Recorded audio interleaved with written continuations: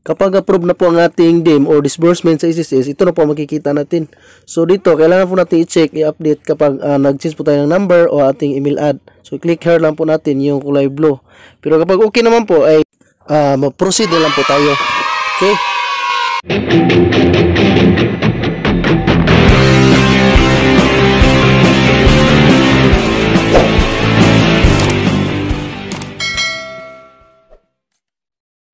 So ngayon guys, mag-login na naman tayo. So ganun pa rin, dito sa Google, type natin dito ang SSS. And then, dito sa baba, makikita natin member. Click na natin yung member. Pagkatapos natin na-click guys, ay lumabas na po itong user ID at saka password. Dito na tayo, mag-login na tayo ulit. Pagkatapos na natin nag-login, dito tayo sa member survey consent. So maybe next time natin or X, pwede rin. So dito, ganun pa rin. Pwede natin i-close or pwede i-X.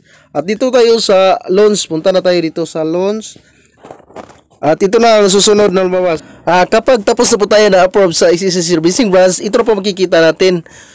Malalaman na natin kung magkano po ba ang ating first loan. Kung magkano po ba ang ating pwedeng malon. Proceed. And then, itong maliit na box check. Tapos proceed. And then, dito na makita natin guys ang net proceeds at saka itong loanable amount natin. So, ganito lang po guys.